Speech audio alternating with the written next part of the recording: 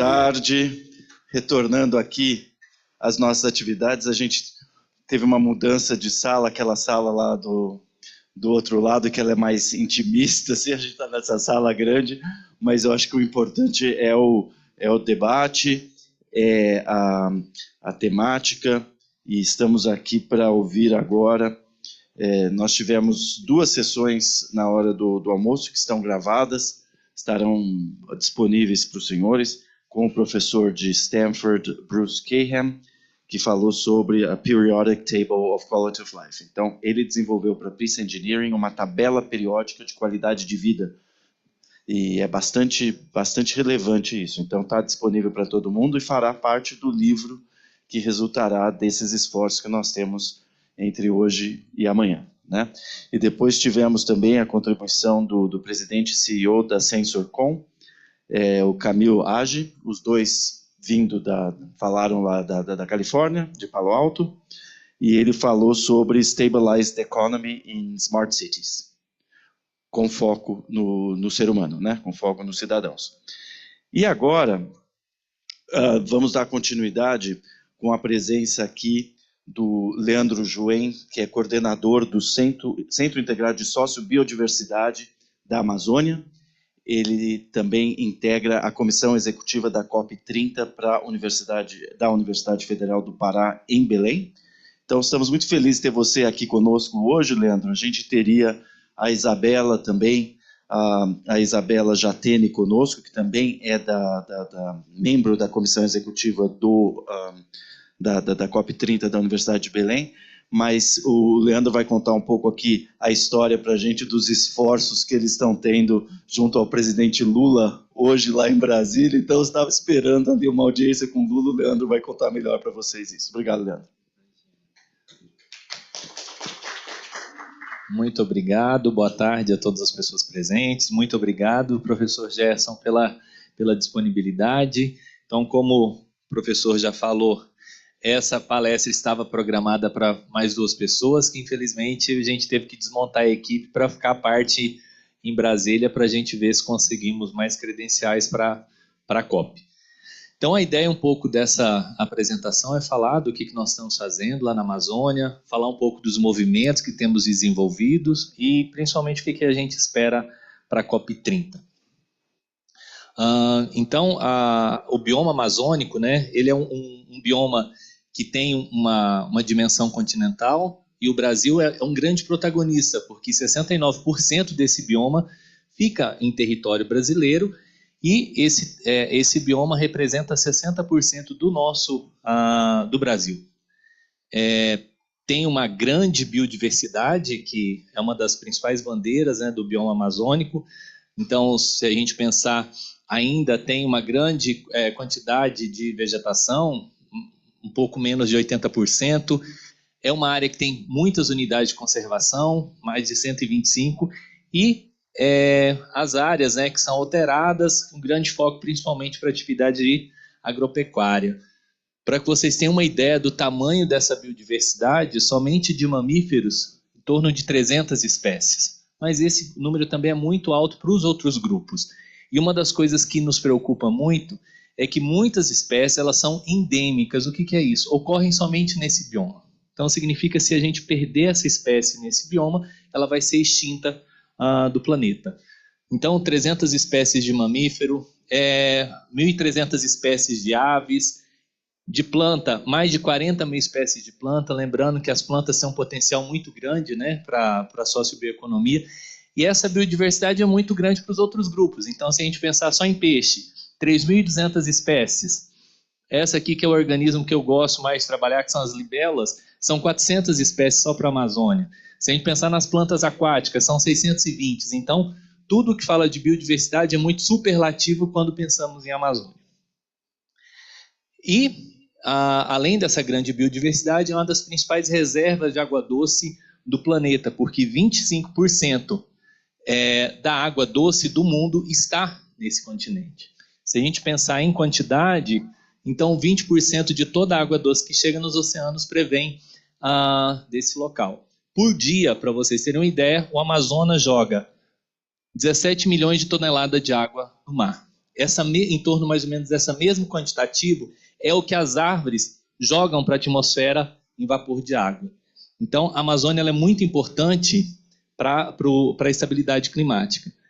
E uma coisa muito importante, embaixo dessa floresta há muita vida, há uma sociobiodiversidade muito grande. 40 milhões de pessoas vivem nesse lugar, compreendendo mais de 300 etnias. Para que vocês tenham uma ideia, somente aqui no estado do Pará, a lupinha não funcionou, mas...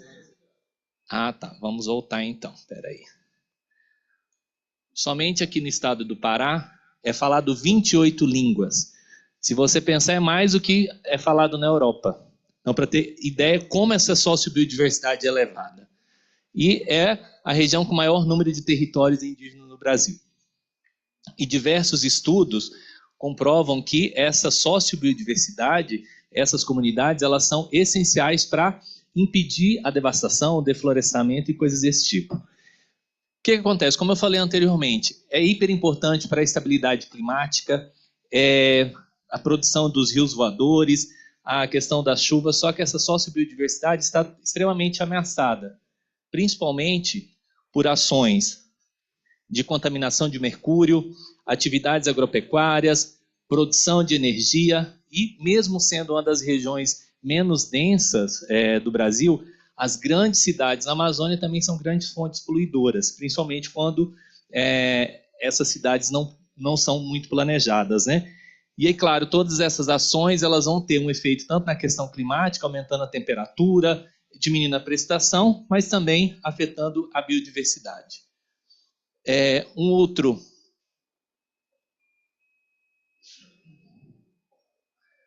E um dos problemas também que existe na Amazônia é que o nosso conhecimento da biodiversidade é muito limitado. Esse aqui é o trabalho que a professora Raquel até que liderou, mostra que aqui quanto mais em tom de azul ou verde, significa que menor o nosso conhecimento de biodiversidade na área. Então, como vocês podem ver, em torno de quase 50% da área de terra firme na Amazônia, nós não conhecemos nada da sua biodiversidade. Então, se você pensar quanto do potencial nós estamos perdendo e falta ainda ser estudado nessa região. E o que afeta principalmente? É distância de infraestrutura de pesquisa. Então, a presença de universidade, a presença de instituições de pesquisa na Amazônia é preponderante para aumento do conhecimento.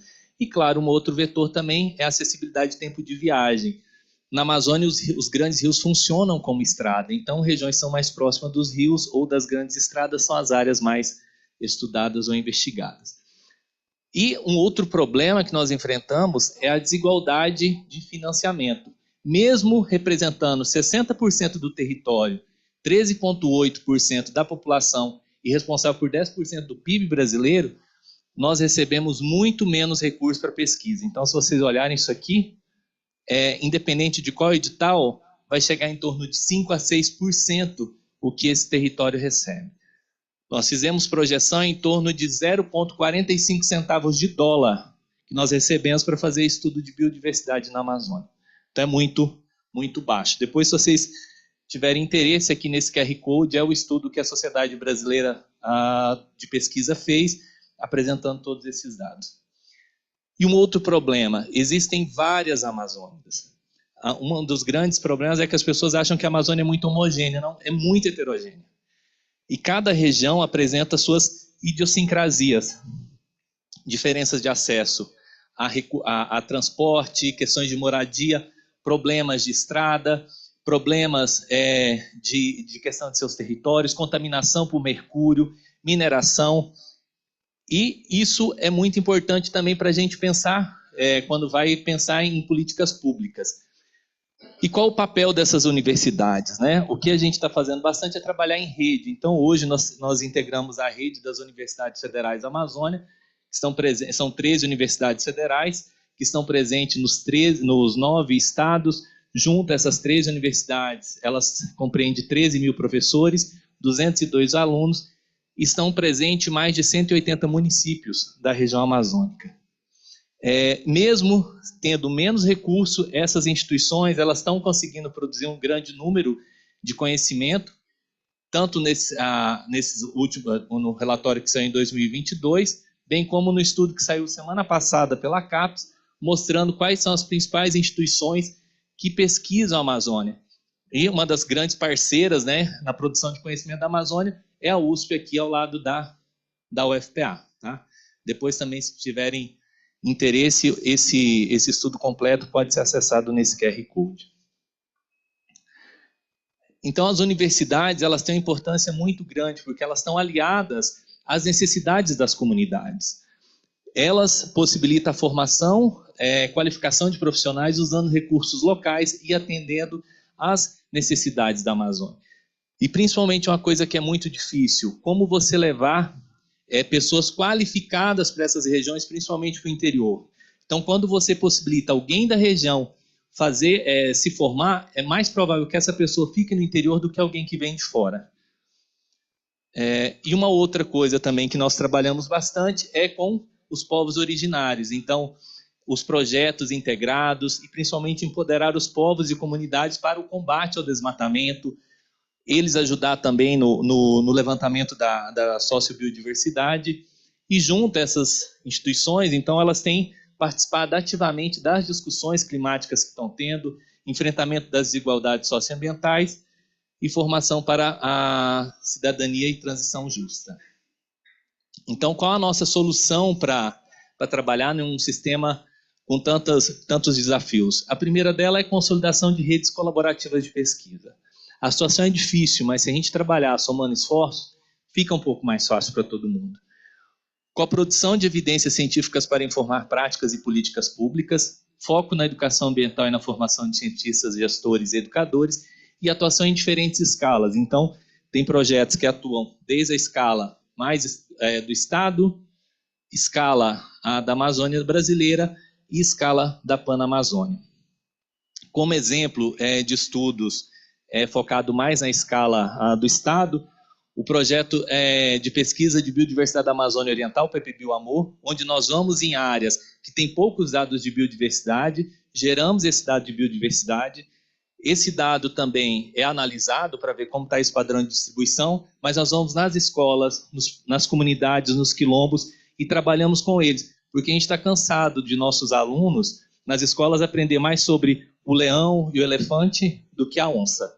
E isso, infelizmente, é muito comum, né?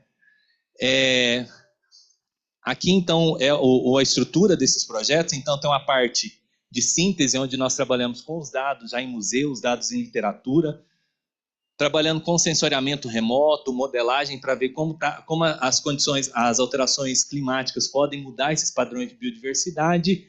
E aqui são todos os grupos biológicos que nós trabalhamos. Então, árvores, aves, besouros, formigas, geralmente são grupos que nós chamamos de bioindicadores e que têm importância muito grande para os serviços ecossistêmicos. Então, nas áreas de mais fácil acesso, nós temos um monitoramento anual, e áreas de mais difícil acesso, nós fazemos expedição, onde pegamos 20, 30 pesquisadores, a gente vai lá uma única vez, porque são muito caro, uma expedição dessa gera em torno de 300, 400 mil reais. Então, é um valor muito grande que necessita desses projetos. E aqui, sempre associado, então, essa parte de biodiversidade, tem uma parte que nós chamamos a parte mais social, onde nós vamos para as comunidades, nós vamos para as escolas e, trabalhando com uma coprodução, tentar um aprendizado conjunto. E vem o outro projeto em escala da Amazônia, que é o Centro Integrado da Sociobiodiversidade da Amazônia, que reúne, por enquanto, as 13 federais da Amazônia. Então, ele foi criado com a ideia de fixar cientistas e fortalecer colaborações entre as instituições de pesquisa e ensino superior amazônica, formado por todas as universidades federais da Amazônia.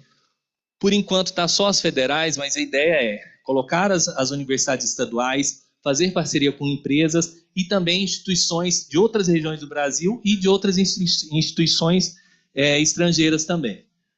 E uma agenda de pesquisa construída por e para a região amazônica. Qual que é a ideia? Então, esse projeto, a nossa ideia é fazer duas reuniões anuais, uma híbrida e uma reunião presencial, onde vai ser apresentado a agenda de pesquisa, quais foram os avanços, quais são os desafios que precisam ser colocados em pauta para o próximo ano, e principalmente, chamando as empresas, chamando os políticos para fazer um trabalho muito integrado. Esse projeto, essa rede, ela tem 8 eixos temáticos, então tem um eixo de biodiversidade e conservação, água, floresta, solo e clima, contaminação ambiental e saúde do Amazônia, oceano e foz do Amazonas, cidades, vilas e territórios amazônicos, povos e populações da Amazônia, dinâmicas socioeconômicas territoriais e fundiárias, inovação, sociobioeconomia e desenvolvimento sustentável. Então, são 8 eixos com temas muito relevantes para a Amazônia. E em cada uma dessas 13 universidades, existe uma professora, um professor que representa a rede em sua instituição. Essa professora, esse professor, ele foi selecionado pelo reitor dessa instituição. Então, a ideia é que todas as oportunidades que nós conseguirmos via essa rede CISAM, ela chegue em todas as universidades. Porque, principalmente, as universidades que estão no interior, elas sofrem muito mais. Se a gente tem uma distribuição desigual de recurso entre as outras regiões com a Amazônia, dentro da Amazônia também existe uma desigualdade, porque a maioria dos recursos fica ou em Belém ou em Manaus. E a nossa luta é que esse recurso chegue e vai principalmente para quem está no interior. O outro projeto em escala amazônica é o Centro Avançado da Pesquisa, Ação da Conservação, Recuperação e Ecossistema da Amazônia, chamado CAPACRIAM. Então, ele tem 3 eixos também.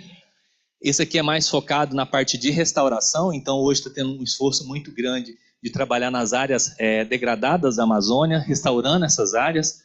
Então, o primeiro eixo é monitoramento da biodiversidade e saúde amazônica, onde nós vamos para campo em cada um dos 9 estados da Amazônia. Nós estamos colocando 20 parcelas, e onde a gente vai monitorar a biodiversidade de uma forma integrada. O segundo, restaurar para quem? A gente vai nas comunidades, nos povos originários, nos quilombos, e vamos ver com ele quais são as espécies mais interessantes para a sociobiodiversidade. É hiper importante a restauração ser com espécies nativas, mas que tem um potencial também de gerar renda para essas pessoas. Não adianta ter uma biodiversidade gigante e essas pessoas estarem passando fome nesses territórios. E o terceiro eixo, síntese e modelagem para a conservação e recuperação da biodiversidade e ecossistema na Amazônia, é a parte mais de síntese, onde a gente vai avaliar principalmente como as mudanças climáticas afetam os padrões de biodiversidade, principalmente de restauração na Amazônia. E uma das coisas interessantes o nosso foco das nossas redes é que sempre ela seja descentralizada. Então, em cada um desses estados, existe um núcleo, um núcleo descentralizado. Então, os recursos que chegam, as bolsas que chegam, elas são distribuídas para chegar em todos esses estados.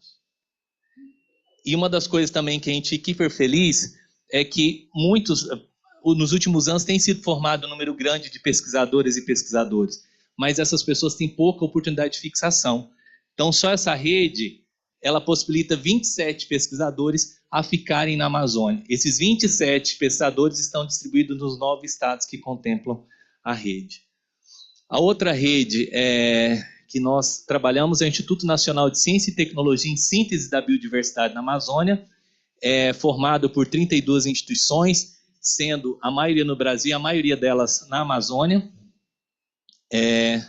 Aqui, o que nós estamos interessados, então, principalmente em avaliar como essas espécies estão em seu estado de conservação, elas correm alguma ameaça, as espécies invasoras, como estão distribuídas, o que vai acontecer com essas espécies, com as alterações climáticas e antrópicas, e também 2 eixos focados muito na divulgação científica e na formação da próxima geração de pesquisadores.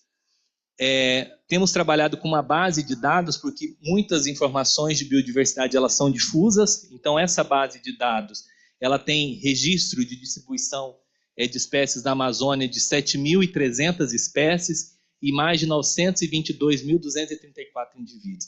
Então, a principal plataforma de dados ecológicos, qual a diferença desses dados ecológicos para as outras plataformas? Significa que nós fomos lá na região com metodologia padronizada. Se a espécie não for registrada, significa que ela não ocorre na região. Tá? Então, é uma base bem importante. E também um número grande de pesquisadoras e jovens pesquisadores que estão distribuídos nos 9 estados da Amazônia. A ideia, né, para a Amazônia, os problemas são muito complexos, e aí você não vai encontrar respostas simples, você necessita de diferentes conhecimentos. Aí por isso nós pensamos nessas nossas, no CISAM, sempre como a junção de diferentes redes, de diferentes conhecimentos e de soma de esforços. Essas redes têm possibilidades, alguns avanços. Há 3 semanas atrás, nós reunimos essas redes em Belém e escrevemos a Carta de Belém, que pode ser acessado também nesse QR Code. Nessa carta, nós apresentamos quais as nossas contribuições para a NDC brasileira, e bem como também quais são os desafios que nós enfrentamos para fazer formação de recursos humanos e ciência na Amazônia. E tem contribuído bastante para uma soma de esforços que tem resultados em coisas maiores. Então, a gente começou a bater bastante que a COP acontecia na Amazônia, como os amazônidas não estavam sendo incluídos e como as instituições amazônicas não estavam sendo incluídas. O presidente da COP acionou o Conselhão, e o Conselhão nos procurou, e foi em agosto a gente fez essa reunião em Manaus, onde as instituições amazônicas entregaram quais são as suas contribuições para as mudanças, para as NDCs brasileiras. E é esse pensamento, então, que deu origem ao movimento chamado Ciência e Vozes da Amazônia na COP30, buscando principalmente falar, olha, nós estamos aqui, nós queremos participar também. Então, a ideia do movimento é buscar dar visibilidade à ciência amazônica e garantir a participação ativa de pesquisadores, comunidades tradicionais e movimentos sociais nas discussões globais sobre as mudanças climáticas. Esse movimento ele foi lançado no dia 5 de fevereiro na UFPA, com uma participação muito grande dos povos originários, povos tradicionais. Na universidade, nós temos a comissão executiva da COP30, formada por 6 pesquisadores e pesquisadores, que temos atuado em diferentes frentes. A primeira frente é conscientizar as pessoas o que é a COP, por que ela é importante, como que eu posso estar inserido, porque as discussões que acontecem lá dentro vão afetar a nossa vida, a vida dos nossos filhos e dos nossos netos. Como o professor bem falou, nós temos um único planeta e uma única chance, né? Então, por isso, a gente tem que buscar todo mundo para trabalhar de forma integrada. Este movimento, as ações, eles são muito organizadas ou centralizadas nesse hot site, que vocês também podem ter acesso por esse QR Code aqui. Nesse site, nós temos uma parte de programação de eventos, então, desde que o movimento foi lançado, todos os eventos eles são cadastrados nessa plataforma. Quem quiser fazer parte do movimento, fazer alguma ação em Belém, ou que seja na universidade, ou na empresa, ou na comunidade que quiser que tenha esse selo do Ciência e Vozes, é só entrar em programação, vai ter um formulário com as informações básicas, que é enviado, a gente avalia se de fato o evento tem uma relação forte com questões de mudanças climáticas. E a ideia na COP é que, claro, vai ter a zona azul, a zona verde, mas muitos eventos paralelos acontecendo. Nós estamos fazendo um trabalho com todas as instituições amazônicas para que tudo que estiver ocorrendo de eventos paralelos a gente consiga registrar aqui. E aí fica muito fácil para todo mundo olhar o que está acontecendo no dia e qual é a agenda que você tem mais afinidade e interesse em participar. Então, aqui é só para mostrar como, depois que é feita a curadoria, como aparece aqui. E uma outra questão também que nós temos trabalhado com a produção, que nós chamamos de divulgação científica. Por quê? Hoje em dia é muito comum as fake news, né? E nós precisamos que a mídia, principalmente, ela seja munida por informação verdadeira, informação de qualidade. E uma das coisas também, é muito comum cientista escrever para o outro cientista na forma de artigo científico. Isso é muito ruim, porque o conhecimento ele fica muito preso dentro dos muros da universidade.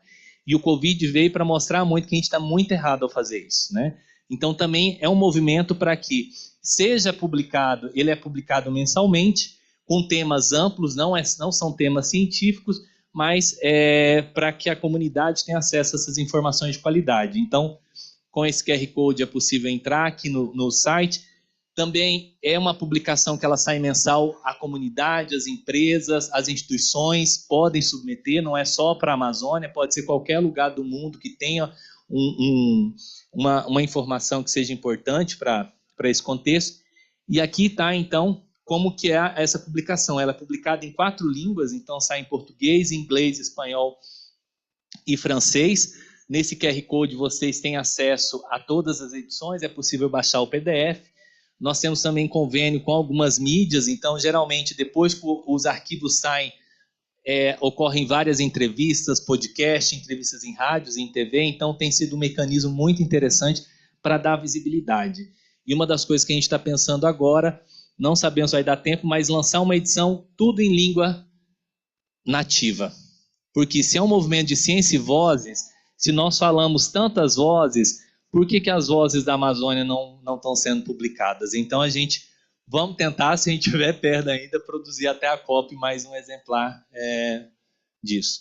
E uma outra coisa também, nós temos atuado bastante em visita aos campings, outros lugares, então ministros, personalidades, quando visitam a UFPA, nós participamos tentando assessorar as questões do gabinete, ou, por exemplo, com o presidente da COP, tentando trazer essas questões. Além disso, percorremos os estados da Amazônia nas outras instituições, estimulando as instituições a também fazer esse movimento pré-COP para trazer a população e a comunidade universitária.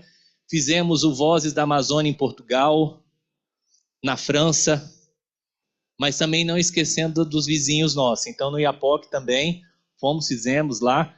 Eu estava até contando, foi hiper engraçado que o evento acontecendo, de repente toca, olha, o ministro de integração está aqui, ele pode participar do evento? Eu falei, claro, traz. E aí foi ótimo, está aqui o ministro Walter Valdez. E aí, claro, teve esse grande evento em Manaus, que nós também participamos ativamente da produção desse documento. O que a UFPA está tentando produzir para a COP em si? Então, a UFPA é a segunda universidade brasileira credenciada como entidade observadora na COP. Nós submetemos proposta tanto para a Zona Azul como para a Zona Verde. A Zona Azul, a gente deve ter esse stand, mas a gente está com o problema dessa credencial, mas a ideia é que a gente, conseguindo mais credenciais, que a gente faça um chamado com o edital para que as instituições parceiras, as comunidades que queiram participar, se a gente conseguir mais credencial, seja aberto, porque se a Amazônia, né, se a gente quer que seja inclusiva, quem consegue um espaço tem que compartilhar com os outros. E aí estava até falando com o professor Gerson, que a ideia é as instituições parceiras de outros biomas, porque as questões climáticas envolvem todos nós, né, independente de onde nós vivemos. Além disso, a UFPA vai estar aberta, então somente a Cúpula dos Povos são 16 mil pessoas que nós vamos estar recebendo lá em Belém, e além disso vamos estar com todos os auditórios da Universidade abertos para estar realizando esses espaços, porque a gente sabe que infelizmente a COP ainda ela é muito restritiva, nem todo mundo tem acesso, mas a ideia é que os poucos lugares que a gente tiver de fala, que seja possibilitado para todo mundo que quiser fazer parceria tem esse espaço.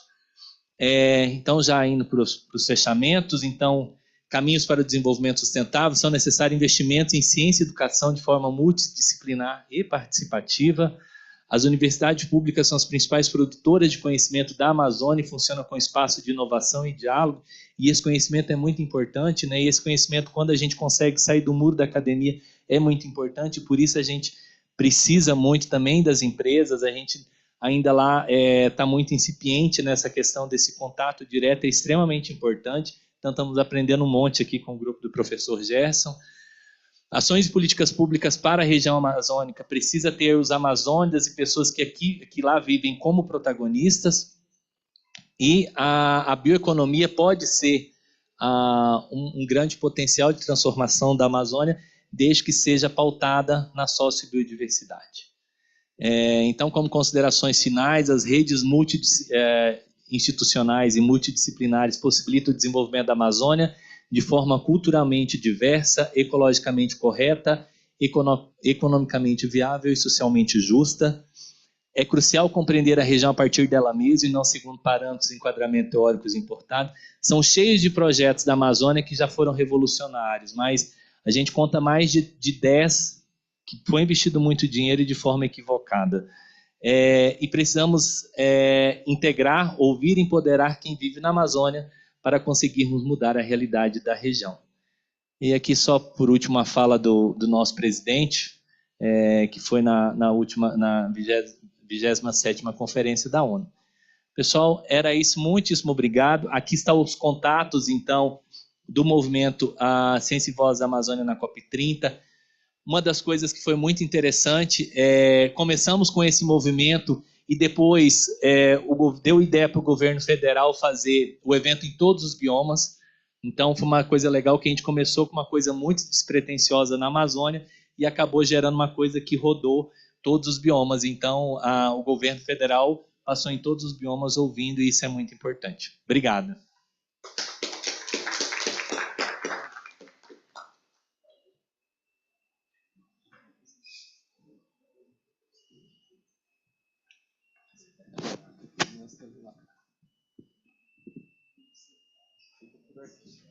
Está funcionando? Está.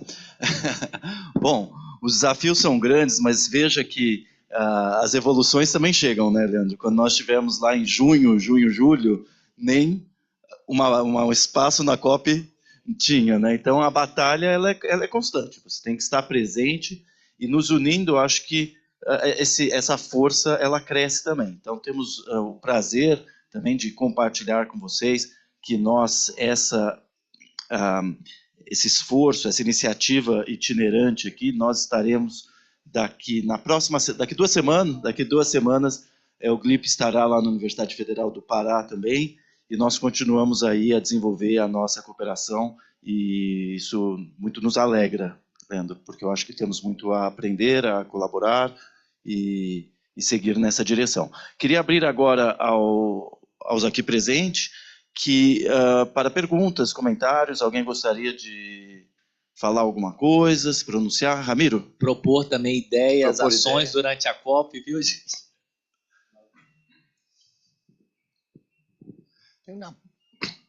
Tenho uma pergunta. É difícil. Eu sei que Estados Unidos saiu de Paris Accord, não? Essa foi a primeira coisa que Trump fez. Então, tem alguma presença lá dos Estados Unidos ou não? Professor, a presença que tem é mais das universidades. Então, tem universidade que deve vir fazer eventos com a gente na UFPA, tem universidade que está vindo, que tem espaço dentro da Blue Zone. Então, tem algumas ações focadas mais nas instituições e menos questões de governo. Foi feito um convite para o Trump, mas, sinceramente, eu não sei a vinda do Trump se ele não ia mais complicar as negociações do que ajudar. Mas, enfim, tinha que vir também porque é um espaço democrático, né? Tá. Outra coisa que está acontecendo lá é que no momento que o Trump saiu do Paris Accord, os estados que representam 57% do PIB dos Estados Unidos uniram, tá? E participam acá. O estado que está liderando outros estados é Novo México, que vai estar aí.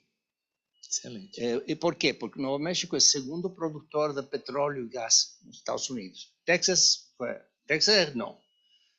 Texas tem um problema com Texas. Novo México até Califórnia, New York, tudo isso.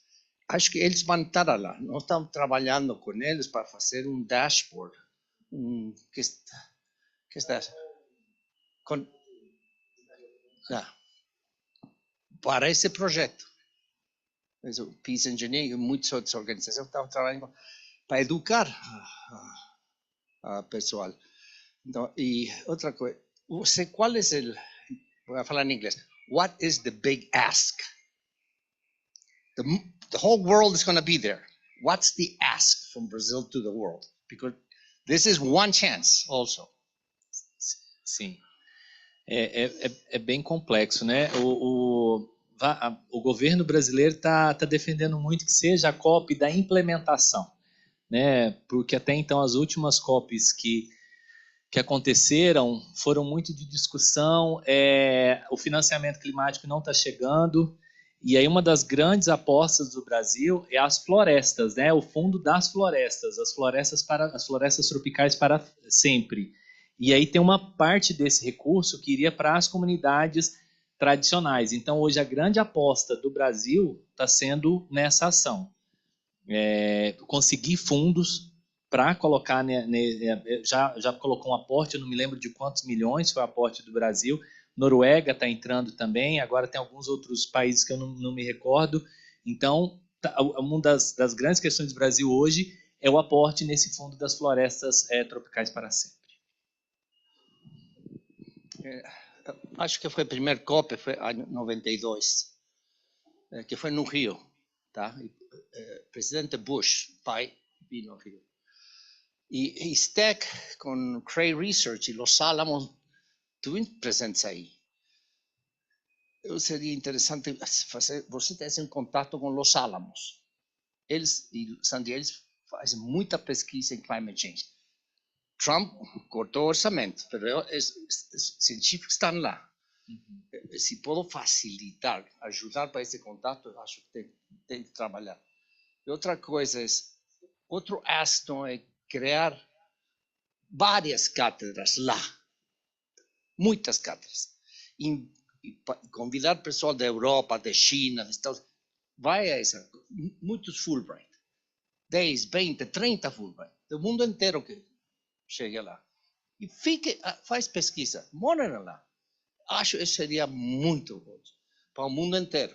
Sim. Não, eu concordo. Até como eu estava falando com o senhor antes, a gente tem uma cátedra. Perdão, será que foi aqui? Tá. Que começou, tem 2 semanas atrás, que a gente assinou o acordo. Vai ser durante 5 anos, a cada ano um tema. A gente teve que alterar alguns temas que não pode ser falado mais nos Estados Unidos. Mas a gente está esperançoso, porque vai permitir trazer mais instituições, pessoas para conhecer um pouco a Amazônia, entender um pouco essa realidade. Estamos trabalhando com a França para criar uma cátedra da França. Então, estamos trabalhando um pouco nessa linha. E também uma das coisas que eu estava até falando antes, que a ideia é a gente já tem um acordo de cooperação com a USP. A ideia é também facilitar esse intercâmbio de pesquisadores, alunos daqui para lá. Já deixar o convite também a todas as empresas que estão aqui apresentando, se quiserem fazer alguma rodada, alguma coisa, ver potencial na Amazônia ou nas instituições, está aberto ainda. A gente está aprendendo muito esse contato com as empresas, mas é muito bom chegar esse desafio para a gente, viu? Então fiquem à vontade, se sintam convidados. Agora na COP está mais complicado, mas se quiser depois, a gente está à disposição. Nós estávamos falando também, né, com a Isabela, Leandro, sobre a possibilidade de fazer o 4º fórum lá, né, porque, dada a itinerância desse fórum, acho que seria interessante. As nossas atividades aqui, estávamos falando da França, né, esse é o Saison Croisée, o ano do Brasil da França, e da França no Brasil. As nossas iniciativas começaram há 2 semanas atrás, em Paris. Nós estivemos com uma equipe aqui na Unesco, e nos foi proposta uma cátedra Unesco. Então, de primeiríssima mão aqui, eu queria propor que nós poderíamos fazer juntos essa cátedra Unesco, né? Porque a ideia é se unir e alastrar. Mais algum comentário, mais alguma pergunta? E aí já fala, a gente está ainda, talvez... Deixa passar a COP, né? Porque eu sei que agora... Não, mas durante a COP ainda. Fazer uma proposta dessa agora... Não, mas vamos levar essa ideia durante a COP, né? E até a Madame Tubirá, acho que vai estar dia 15 ou 16 de novembro, vai ter um evento grande dentro da UFPA, que eu sei que ela trabalha muito com vocês aqui.